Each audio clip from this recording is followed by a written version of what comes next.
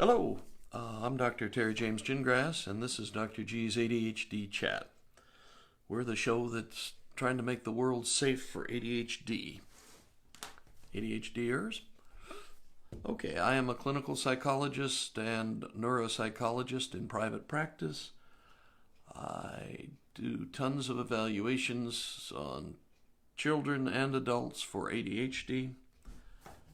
I also am the parent of an ADHD child. And I'm old enough that, and my son is old enough that we were going through all this before people much believed in ADHD, were sure it existed. The treatments were kind of hush-hush secret. All kinds of stuff like that. I mean, like I went through grad school and never heard word one about ADHD. Matter of fact, I had my son evaluated by two pediatric psychologists from top-ranked programs, and they didn't know what to make of him. I'm sorry. So anyway, the deal is that ADHD is a real thing. It is a neurologic condition. We've got tons of research. It was first identified in the medical literature sometime in the 1700s.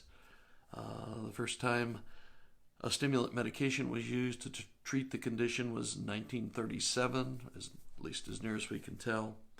So it's been around a long time. It's been treated for a long time. And more recently, we have had all sorts of radiologic kinds of research, PET scans and so on, that show the presence of ADHD, just by pictures and things, and show differences in the way ADHDers function compared to neurotypicals. So that's kind of the background, and that's, as I can say, not exactly proudly, but just as I'm a victim or a veteran of having made virtually all the mistakes you can make with an ADHD child. Today, although for most of the folks out there, you're getting close to the end of the school year if you haven't already gotten to the end of the school year. But it's time to start thinking about next year already, because you want to be ready. Okay, you've got to be prepared. The difference between a good school year and a bad school year is only about this much, okay? And honestly, sometimes it sounds like I'm not very happy with teachers and so on, but not true. I think teachers basically are trying as hard as they can. It's a tough job. They are overworked and underpaid. School systems are always trying to save money, which always freaks a little bit, as you see a high school that looks like it could be the New York Giants training stadium. It's got this nice football field with great grass, and it's got all these uniforms and that sort of stuff, and somehow we can't pay our teachers basically what they're worth. It's a travesty, but you're not here to resolve that at this time. It'd be good if you figured out a way to change things for your teachers, but understand a school system is not a democracy. A school system is a very rigid bureaucracy, and teachers are beholden to administrators. Administrators are beholden to school boards and politicians. So you don't just go busting the budget or denying somebody's kid the opportunity to get a football uniform issued to him, or there's just lots of things that you have to do in that kind of a system to make sure you have some clout, some power, that kind of thing. And that's not your problem, okay? Your problem is you have an ADHD child and you need to have a certain amount of support from the school system and from the other people. You know, there are a lot of thems out there with when you have an ADHD child. There's the school system thems, there's the coach thems, there's the counselor thems. You know, there's a whole bunch of them out there, and you have to be a lot better prepared as an ADHD parent than you ever did, ever need to for a neurotypical kid. There's no doubt about it. First of all, it may sound obvious, but you have to know about ADHD. You have to know what's typical of ADHD, what the symptoms are, what the treatments are, all that kind of thing. Because honestly, people who aren't directly touched by ADHD don't really do the necessary to get good at handling ADHD. Okay, that's where I live. They passed a state law, probably it's been 8-10 years ago now, that all teachers, all people in the school system who had any contact with students had to take courses on ADHD.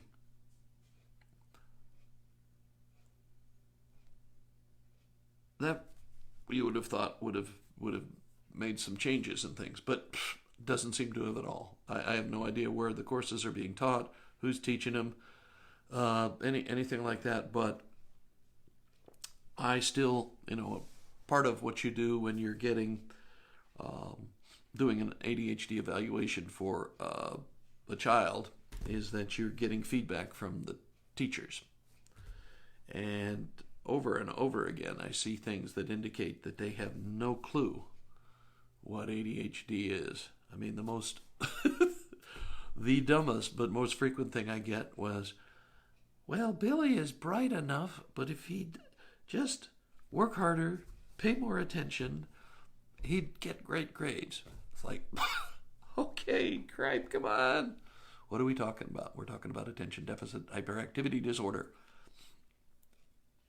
Billy has troubles paying attention and has troubles working harder and da-da-da-da-da. And that's all spelled out in any book you ever want to read about ADHD, well, except for the ones that, indicate that eating bananas and grapefruit will cure ADHD or something absurd like that. But in general, any reputable volume about ADHD let you know right off the bat that they have troubles paying attention. They have troubles focusing. It's it's the symptomatology. And you don't have to... Well, anyway, that's part of my frustration, and my ideal here is not to go off on a rant, but to say that you as an ADHD parent have a responsibility to become cognizant, aware, knowledgeable about ADHD. Okay, there are tons of books out there. There are tons of resources on the internet, some good ones and some you don't want to pay attention to, but you owe it to yourself to know what you're talking about when you're talking with teachers or administrators particularly who don't really know anything, and it's pretty obvious to you that they don't know anything about ADHD, and they need education. And if you're in the room, it's on you for not only yourself but for all the other ADHD parents out there in the world to educate them as much as possible. Okay, ideal in a perfect world, you would have this vast support system of teachers, administrators, therapists, counselors, on and on and on that would help with your ADHD child. But you've got to deal with, I mean, there are some out there, I'm not saying there aren't. And you need to do your best to get yourself a support system, to build one if there isn't one handy. I mean, in most communities, there's more than enough ADHD around. The question is, do we have ADHD support groups? Do we have CHAD? Do we have, different organizations that are designed to help with ADHD kids?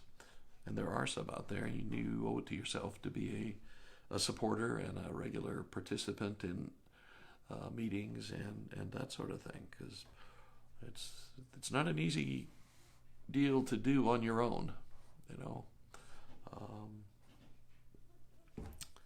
You are likely to be facing kind of an uphill battle, unless you have a lot of ADHD in your family and everybody's sort of familiar with it. It's your family may not be your best support. Okay? I mean, and we've all got parents or had parents, whatever, that think, well, just discipline. That's all he needs. Good discipline. And he'd be able to, or she'd be able to. Who knows? But that's what you have to deal with all the time. And you have to recognize that you can't blow up at everybody. You can't go off on everybody who gets in the way, doesn't know what they're talking about, is kind of naive when it comes to ADHD stuff, but has very strong opinions. There's a general rule. The less informed somebody is, the more firm their opinions are. So you need to be the source of knowledge, the font of wisdom, if you will, about ADHD. You're in the game, you may not have chosen to be there, but you're in the game. And your job is to get what you need for your kid, but also, hopefully, make it easier for the next ADHD parent. And you don't necessarily do that by yelling, screaming, jumping up and down, banging on the desk, and so on. You have to be firm. I'm not saying there are two things you can do that are really not going to be helpful, like if you're in a child study meeting. One is to just get super angry and start yelling and screaming and that sort of thing. That'll lose you support. The other is to just be a wimp, just to back off and act like you don't really belong there and you're really embarrassed that you're having to ask for any kind of help. You don't want to be there either. You need to be assertive. You need to be able to look people in the eye and say what you know you should get, what you need for your child. And if you need to, keep repeating yourself over and over again. Firmly, logically, clearly, he needs to have whatever. Testing in a distraction-free environment or whatever you're looking for. And you do need to be firm enough to let them know that, you're not going to let them, ignore you, ignore your concerns, ignore what you think is right for your child. You're just not going to allow that to happen. If you have to go up the next level, and there are all kinds of levels. I mean, you can go all the way to the state school board, or Board of Education, I'm sure is what it's called in most states. You can go to legal proceedings. You can't just let them ignore your child, because you understand, school systems have one advantage over you. Well, first, two advantages, actually. One is they know the rules. They know what they're supposed to do. They know what 5044 is, and they know about IEPs and all that sort of stuff. They know that stuff.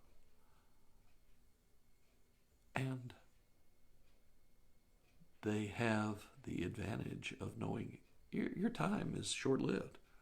You know, depending on how far along in the school system your child is, 18 is normal time for high schoolers to graduate. The closer you get to that,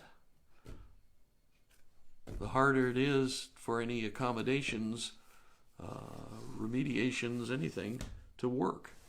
You can't just take a kid who's 16 years old and has never learned to read and all of a sudden turn him into a reader in less than 2 years. It's a tougher job than that. You have to keep getting the right treatment, getting it over and over again, getting the right encouragement, da da da da da. Some school systems, not all of them. I know that. Even in my area, not all of them stretch things out. I mean, and it's pretty easy for them to do. They don't. There are limits or time limits that they're supposed to meet, but the clock keeps ticking, and if they don't get around to doing it when they're supposed to, and then you've got to notice it, then you've got to file a complaint, and then the complaint's got to get processed, and you could have blown a whole year that way, a whole school year, I mean.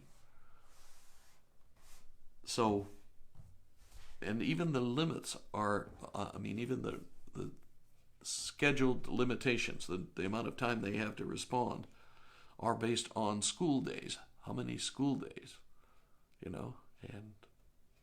that doesn't count vacation days, that doesn't count weekends, it's not absolute calendar time. It's how many school days have they missed, or are they going to miss, or do we have until we have to respond and have to do something.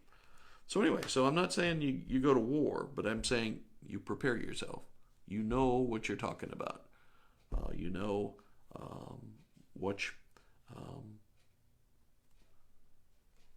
What the proper information is, what the education laws say, what the rules are for the school system that they have to follow, and you know it cold. I recommend a couple of things. There's a website called Wright's Law, spelled with a W, like the Wright brothers.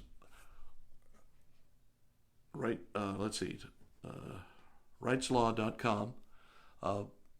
Pete Wright is a lawyer who's argued a lot of education law. He's mostly a speaker, but he provides really good information, and he has a number of books that are really helpful if you're going through the child study process.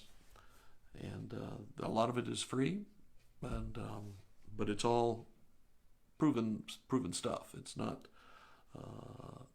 a bunch of whoop-de kind of made up things. It's factual. The law, what it says has to happen, dip-de-dip, what happens to school systems when they don't comply with it, all kinds of stuff like that. So I highly recommend that. I'd also recommend the Attitude magazine, attitude.com, their website. I honestly don't know if you need to subscribe to the magazine to be allowed on the website or not, but the magazine is generally worth it too, although their editorial policy is a little slack on some things, but in general it's good information. But you need to go into a child study meeting knowing what you're going to ask for, knowing that it's within your rights to ask for it, dip-de-dip-de-dip. And you also want to go in there knowing you have some allies. Okay, now I know for a fact that no school, probably no school in the country, doesn't have a number of teachers who have ADHD children themselves. So you need to find these people, because they will be your natural allies. And you need to, like I said before, go to the local ADHD chapters, the CHAD chapters, and so on. It's important. They make a huge difference in how your child's life goes. I think a particular thing that we probably underestimate is if you have a child with an established diagnosis, you have some choice as to the teachers that he or she gets. And it's important to know that because, I've looked at years worth of report cards on different patients. And it is amazing the difference that the teacher makes one year to the next. They typically, if it's a teacher that's active, involved, controls the group, because ADHDers don't do very well in groups that are out of control, but controls the group, but doesn't have to yell and scream and jump up and down and pretend he or she's a drill sergeant, okay? Those are the people you want to keep your kid away from. But you can actually, and you can find out who's really good with ADHD kids, what teachers, and you should know that. And when you find that out, you should not be above sharing it with the other ADHD parents in your support group. Okay, so being knowledgeable, being assertive, that is firm, without yelling and screaming and losing your cool, knowing the law that governs what you're requesting, and firmly repeating over and over that this is what you expect, and being prepared to go up to the next level if you have to.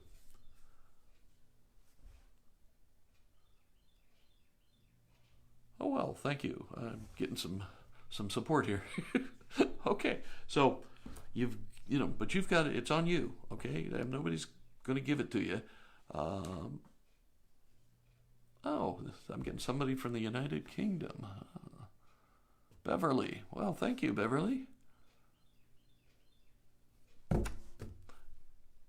Anyway, Beverly indicates that support groups in the UK are important for getting what you need for your kids, and also what you need for yourself.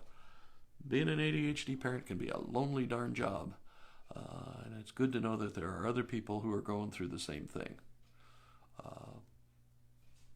All right, I believe I have just about gone through most of this. There's tons more, and we'll get back to that later on. But in the interim, let's see. I'm Dr. Terry James Gingras. This is Dr. G's ADHD Chat. We're trying to make the world safe for ADHD. Your ADHD child is an outside-the-box thinker. And outside-the-box thinkers are the ones that change the world. So, who knows? Maybe your child will be the one that solves the big problems in the future. Okay, we will catch you next time.